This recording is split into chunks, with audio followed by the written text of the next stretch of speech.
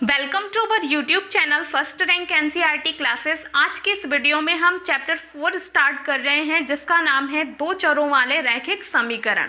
तो chapter start करने के पहले हम कुछ बेसिक डेफिनेशन समझ लेते हैं और कुछ एग्जाम्पल सॉल्व कर लेते हैं जिससे कि हम एक्सरसाइज को इजीली सॉल्व कर पाएँ। तो चलिए स्टार्ट करते हैं। सबसे पहले जानेंगे कि दो चर वाले रैखिक समीकरण होते क्या हैं। परिभाषा है वह समीकरण जिसे x plus B Y plus c is equal to 0 के फॉर्म में व्यक्त किया जा सकता हो और जहां a b c वास्तविक संख्याएं हैं और a b शून्य नहीं है, दो चर वाले रैखिक समीकरण कहलाते हैं। ठीक है, तो डेफिनेशन पढ़ने से तो काम नहीं चलने वाला है, तो चलिए इससे हम एग्जाम्पल के थ्रू समझते हैं। अब सबसे पहले दो चर वाले रैखिक समीकरण को हम किस फॉर्म में लिख सकते हैं? x plus B Y plus c is equal to 0।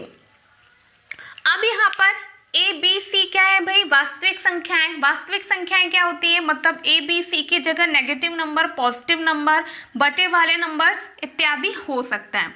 ठीक है, और x और y यहाँ पर क्या है? चर है। अब जरूरी नहीं कि x और y ही चर हों, x y की जगह पर u v s t इत्यादि दूसरे चर भी हो सकते हैं। ठीक है, लेकिन कितने चर होने चाहिए? दो, क्योंकि बोला गया है क्या? दो चर वाले रैखिक समीकरण। हाँ, तो कंडीशन ये हो कि हमारा जो भी समीकरण दे रखा हो हम उसे दो चर वाला रैखिक समीकरण है कि नहीं ये कैसे पहचानेंगे? ये देख करके उसमें दो चर है कि नहीं। ठीक है, अब रैखिक भी बोला है, तो रैखिक समीकरण क्या होता है? रैखिक समीकरण वह समीकरण होता है जहां पर चर की अधिकतम घात कितनी होती है? एक होती है ना। यहाँ पर भी हम देख पा रहे हैं कि x के ऊपर कोई घात नहीं है, इसका मतलब ये एक है। y के ऊपर भी कोई घात नहीं है, मतलब एक है। ठीक है ना, तो ये यहाँ पर क्या है? दो चर हैं और चर की अधिकतम घात कितनी है? एक है, इसलिए ये क्या कहलाएगा? दो चर वाला रैखिक समीकरण। अब चलिए कुछ एग्जाम्पल देख लेते हैं। जैसे मान के चलो हमने लिखा 3x plus 2y plus 5 is equal to 0। ये क्या है? दो चर में रैखिक समीकरण है। और दूसरा एग्जाम्पल देख लेते हैं। मान के चलो हमने लिख लिया 4x धन 8y बराबर 9। ठीक है, ये भी क्या है भाई? ये भी दो चर में रैखिक समीकरण है। अब आप पूछेंगे कि यहाँ तो प्लस नहीं आ रहा है। ठीक है, तो अब देखिए इसे हम क्या लिख सकते हैं? 4x plus 8y minus 9 is equal to क्या? 0। हमने 9 को इधर ले आया तो ये इस फॉर्म का हो गया। ठीक है, तो आपको इस फॉर्म में भी दे सकता है, इस फॉर्म में भी दे सकता है, तो आप इजीली इसको पक्षांतर करके सॉल्व कर पाएंगे। ठीक है, अब देखिए सपोज दैट यहाँ पर कुछ और एग्जाम्पल ले लेते हैं। मान के चलो ये हो गया 8x square plus 3y cube plus 3 is equal to 0। अब आप लोग बताइए क्या ये दो चर में रैखिक समीकरण है? बिल्कुल नहीं भाई। अब देखिए यहाँ चर तो दो है ना, लेकिन घात कितनी है? एक चर की घात कितनी है? 2। दूसरे चर की घात कितनी है? 3। तो ये रैखिक तो बिल्कुल भी नहीं होगा, है ना। तो इसको पहचानने का तरीका ये है कि चर की अधिकतम घात कितनी होनी चाहिए? 1 होनी चाहिए। इस प्रकार हम दो चर में रैखिक समीकरण को समझ सकते हैं। अब देखिए यहाँ पर एक और चीज दे रखी है कि a और b जो है वो शून्य नहीं होना चाहिए। ठीक है, सपोज दैट इस फॉर्म में हम यहाँ पर a और b की वैल्यू को 0 कर दें, है ना।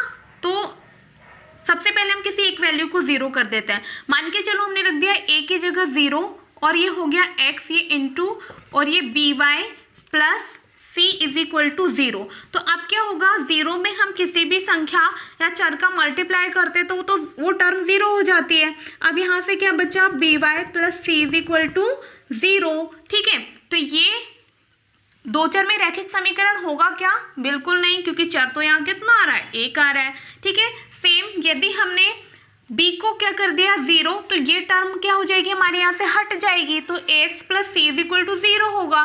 ठीक है ना, तो ये भी दो चर में रैखिक समीकरण नहीं होगा, क्योंकि दो चर में रैखिक समीकरण होने के लिए ना क्या चाहिए? हमें दो चर चाहिए ही चाहिए। इस प्रकार हम दो चर में रैखिक समीकरण को समझ सकते हैं। अब चलिए कुछ एग्जाम्पल सॉल्व करते हैं।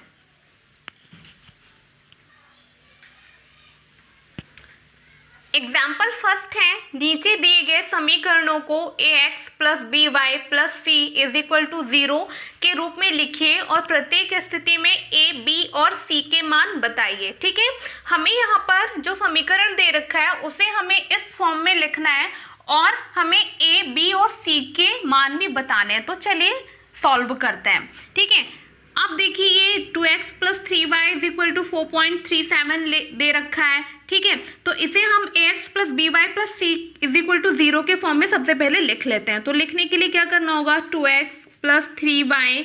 अब देखिए ये जो c है या लास्ट वाला अचर पद है, इसे हम क्या करेंगे, इस तरफ लेकर आ जाएंगे यानी पक्षांतर करेंगे। तो ये हो जाएगा 4.37, अब इज इक्वल टू में क्या हो जाएगा 0। तो आप लोग अच्छे से देख पा रहे होंगे कि हमने इस समीकरण को इस फॉर्म में लिख दिया है। ठीक है, अब यहाँ पर हम इजीली a, b और c के मान बता सकते हैं। ठीक है, तो यहाँ लिख देंगे जहाँ a बराबर क्या है भाई 2, b बराबर क्या है 3 और c बराबर क्या है ऋण 4.37। तो हम इस प्रकार a, b, c के मान इजीली बता सकते हैं। अब क्वेश्चन नंबर 2 सॉल्व करते हैं।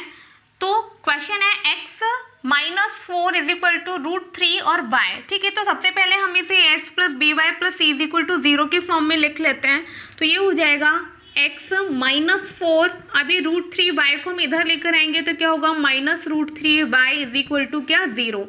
अब x plus B Y plus C के फॉर्म में जमाना है तो पहले x आएगा फिर y आएगा फिर c वाला पद आएगा। ठीक है ना, अब देखिए यहाँ पर a की वैल्यू तो हमें कुछ दिख ही नहीं रही है, लेकिन हम यहाँ क्या लिख सकते हैं, 1 लिख सकते हैं। 1 में x का गुणा करेंगे तो x ही आने वाला है।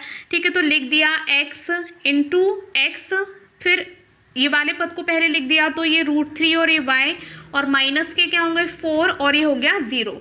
अब हमने इसे इस फॉर्म में लिख दिया है। अब हम यहाँ से इजीली a, b, c के मान निकाल सकते हैं। तो यहाँ लिख दिया जहाँ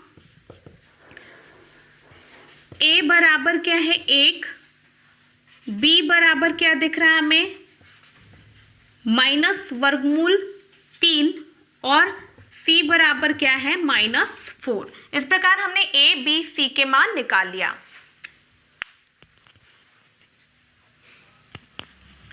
क्वेश्चन थर्ड है, इसे भी हम ax plus B Y plus c is equal to 0 के फॉर्म में लिखेंगे। तो ये 4 बराबर है 5x ऋण 3y, पक्षांतर करेंगे तो होगा 4 ऋण 5x और ये ऋण 3y इधर आकर क्या होगा धन y और ये हो गया 0। ठीक है, अब देखिए x plus B Y plus c is equal to 0 के फॉर्म में लिखना। तो पहले x वाली टर्म आएगी फिर y वाली फिर ये c वाली। ठीक है, तो ये लिख दिया ऋण 5x धन के 3y और ये प्लस 4 इज इक्वल टू क्या 0।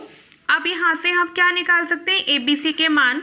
तो a बराबर आएगा ऋण 5, b बराबर आएगा 3 और c का मान क्या हो जाएगा यहाँ से 4। ठीक है, इस प्रकार हमने इजीली ए बी सी के मान निकाल लिया। अब क्वेश्चन नंबर 4 है, इसे भी सॉल्व करेंगे। तो सबसे पहले हमें पक्षांतर करना होगा। तो ये हो गया 2x ऋण क्या होगा y इज इक्वल टू क्या होगा 0। अब आप लोग देख पा रहे होंगे कि यहाँ पर x और y की टर्म तो दे रखी है लेकिन c नहीं दे रखा है। ठीक है, तो यहाँ पर जो चीज़ हमें नहीं दे रखी है ना, suppose that a b c यदि नहीं दे रखा है तो हमें उसके बदले में क्या रख देना, सिंपली 0 रख देना है। ठीक है, तो यहाँ से हो जाएगा ये 2x माइनस, अब b की भी वैल्यू समझ में नहीं आ रही है लेकिन हम यहाँ क्या रख सकते हैं 1 रख सकते हैं। तो ये रख दिया 1 इंटू में y प्लस c की वैल्यू तो कुछ है ही नहीं तो रख दिया 0 बराबर क्या हो गया 0। अब हम यहाँ से क्या निकाल सकते हैं a b c के मान निकाल सकते हैं। तो a बराबर हो जाएगा 2 और b बराबर हो जाएगा ऋण के 1 और c बराबर हो जाएगा 0। तो इन क्वेश्चंस में ना आप लोगों को एक चीज़ बस ध्यान रखना है कि a b और c में से जो भी वैल्यू हमें नहीं पता है तो उसके जगह में हम क्या रख सकते हैं 0 रख करके हम जो है a b c के मान निकाल सकते हैं। एग्जाम्पल 2 है, निम्नलिखित में से प्रत्येक को दो चरों वाले रैखिक समीकरणों के रूप में व्यक्त कीजिए।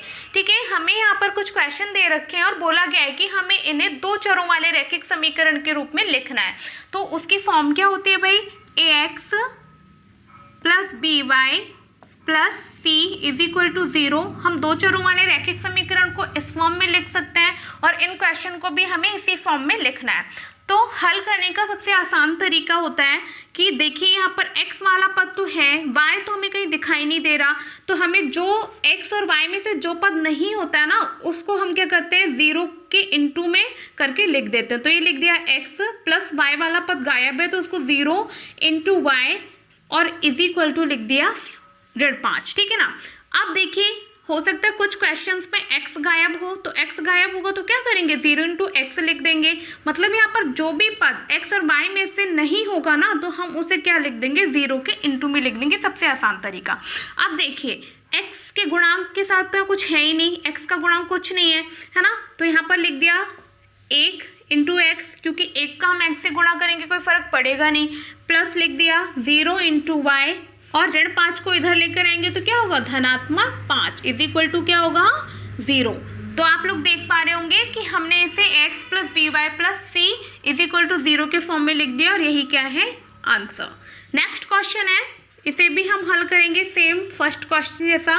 तो यहाँ पर हम लोग देख पा रहे हैं कि भाई x तो गायब है ना, x है ही नहीं, तो हमने लिख दिया 0 into x plus y is equal to 2। अब देखिए यहाँ पर ये 0 इंटू एक्स हो गया प्लस यहाँ पर 1 इंटू वाई लिख दिया बराबर हो गया 2। अब 2 का पक्षांतर करेंगे तो 0 into x plus 1 into y minus 2 is equal to क्या हो जाएगा 0, जो कि कौन सी फॉर्म हो गई x plus B Y plus c is equal to 0 की फॉर्म हो गई। तो यही क्या होगा आंसर।